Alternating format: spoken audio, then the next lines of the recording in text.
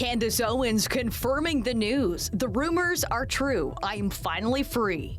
It's not that I'm saying things that they don't like. It's that I'm refusing to allow my voice to be controlled. In her last segment, which premiered Tuesday, Candace Owens made it clear why she felt she was being ostracized. That if you do not step out and say things that are radically pro-Israel, or if you are too quiet on certain narratives and they want you to be radically pro-Israel, you can lose everything. You and your company have been at the centre of a very high-profile one at the moment with Candace Owens, who's now left Daily Wire.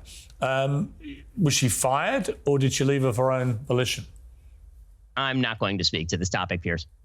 At all? At all. What's happening, people? Buzz here. So we got to talk about Candace Owens because she was ousted from the Daily Wire not too long ago, and I think it's kind of unfair.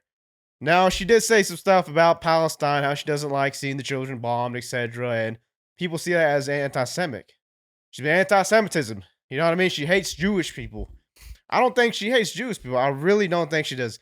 I think she's very outspoken, and she has her point of views, and she's for both sides. She's not sitting there saying that she does not like Jewish people. Why else would she work with people like Ben Shapiro and these people at the Daily Wire? That's not who she is. She's a very outspoken, conservative black woman, and she's going to speak her mind. She's going to do exactly that, and that's exactly what she's doing. Take a look at this.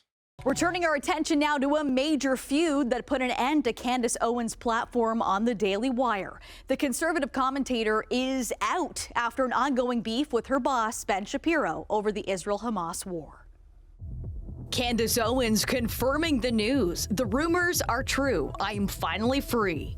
It's not that I'm saying things that they don't like. It's that I'm refusing to allow my voice to be controlled. In her last segment, which premiered Tuesday, Candace Owens made it clear why she felt she was being ostracized. That if you do not step out and say things that are radically pro-Israel, or if you are too quiet on certain narratives and they want you to be radically pro-Israel, you can lose everything. In the past, the left kind of basically do that same thing. Exactly what Candace says. If you don't have that same view with the left, the LGBTQ, men or women, well, men can show women their body parts in the bathroom, etc. Just like with the Planet Fitness, what's happening over there with the Alaskan woman. The same thing is happening here with Candace Owens.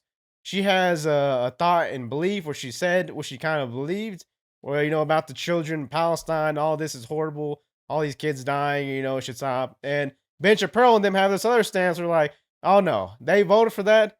That's what they're gonna get. Some kids are gonna die. It's gonna happen. You can't say anything good about Palestine, I guess, which is why they're like, you know what, Candace, you gotta go. You gotta pack your bags. Do I think Ben Shapiro and them are bad? No, I don't think they're bad at all. I think they're pretty good people over there. It's just where you're so enwrapped in this ideology that you cannot have a side that gets even close to this side that's killing people that you know and love, your friends. There's people over there in the army, etc., fighting for Israelis and the children over there. You can't even have sympathy for the other side. Now, we should definitely have sympathy for the other side because there's a lot of people who want nothing to do with this war and violence. And I'm pretty sure there's people in Palestine that believe that, as well as people in Israel. But still, that same thing. If you're with the left, you don't think like the left, they're going to kick you out. They're going to call you a right-wing extremist. Same thing is happening right here. Ben Shapiro had come to the defense of Owens and her rhetoric. He's the Jewish co-founder of the news site Daily Wire, aka Candace's boss. Well, that friendship all changed following the October 7th Hamas-led attack on Israel. It quickly turned into a very public battle between the two. It makes me cry when I see the footage all over Twitter of Palestinian children that are being bombed into oblivion, when I see their missing parts of their body. And this implicit threat. Don't say it's sad. You're not allowed to say it's sad. It is sad. Owens has been one of the few far-right pundits who has been openly critical of Israel's handling of the war in Gaza. Critics of Owens say that she has spread anti-Semitism. Yes, the question is about Candace Owens. I think her behavior during this is disgraceful. Without a doubt. The video speaks more to Ben's character than it speaks to mine. Has he texted you to apologize or explain or anything? No, nothing. I haven't heard a single word. It just was sort of something that he said. But it got nastier to the point where Shapiro dared the star podcaster to quit. Candace, if you feel that taking money from a Daily Wire somehow comes between you and God, by all means quit. I wrote in response, you have been acting unprofessional and emotionally unhinged for weeks now, and we have all had to sit back and allow it and have all tried to exercise exceeding understanding for your raw emotion. Leading us to today, the company's CEO taking to X, writing Daily Wire and Candace Owens have ended their relationship. No further explanation was provided. Genuinely, I was sad when a bunch of innocent Israelis were murdered and killed in horrific acts. And genuinely, I am sad when a bunch of innocent Palestinians, and yes, they do exist, Brian Mast, are now being made to endure bombing and all sorts of other horrific things that we are all seeing on Twitter. That is my crime. Everybody can see that. It's ridiculous to pretend that it's anything else. Daily Wire's decision to end its relationship with Owens was a surprise to many. There was shock that the man who has voiced his concerns with cancel culture in the past, like, I know conservatives are not interested in canceling other conservatives, and they're not going to go along with this, has put an end to a fellow right-wing voice online. Yeah, so there you see it with Ben Shapiro and the Daily Wire, etc., taking that stance against cancel culture when essentially they're kind of doing just that. They are canceling someone who just had a voice, the one to say something that was not on the same foot it was in with the same alignment as him, which should be totally fine. If anything, they should all sit down and be like, all right, guys, let's talk this out. Maybe we'll record it, put it out for the world to see. But they didn't really necessarily do that. Maybe they did behind closed doors and didn't necessarily broadcast it for everyone to see. Now, regardless of, cancel, maybe she has been thinking about leaving Daily Wire for a minute. So this might not be nothing new. They probably already been knowing that, hey, Candace wants to make her split. She wants to do her own thing now. Maybe this is the best time to do that. And that's what they probably did. So, Ben Shapiro is making the rounds. He's over there on with Piers Morgan here in this interview where he basically asks him a bunch of questions, get his thoughts on there and kind of race bait him or bait him, get him in the corner to say something dumb, get a little sound bite. And he asked him about Candace Owens. And here's his response. Consequences of this war has been a lot of very high passions on both sides, a lot of angry disagreements. You and your company have been at the centre of a very high-profile one at the moment with Candace Owens, who's now left Daily Wire. Was she fired, or did she leave of her own volition? I'm not going to speak to this topic, Piers.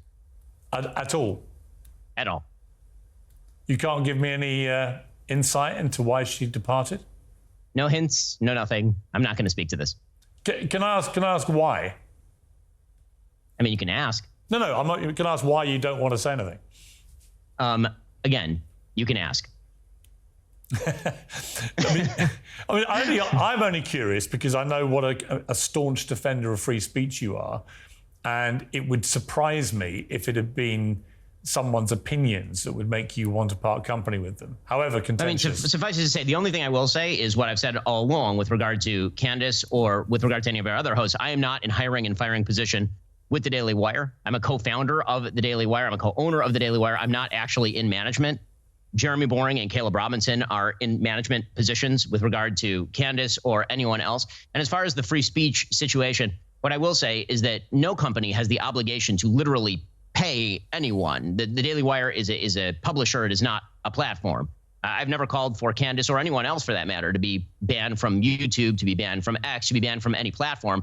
That's a different story, obviously, when it comes to any publisher. Any publisher gets to make decisions about what it wishes to purvey and not. I mean, I'm just not going to labour this, but one more point I would make is it's been reported extensively that the reason for her departure was because her comments have been perceived by people at the Daily Wire as anti-Semitic. Again, I'm not going to comment on this, Piers. Okay. Rabbi Shmuley, would you comment on him? Because Jeremy has actually commented on. Yeah, so he did exactly that. He didn't comment on it, which he said he's not going to comment on it. Now, what's funny to me is he says that he's a co-owner.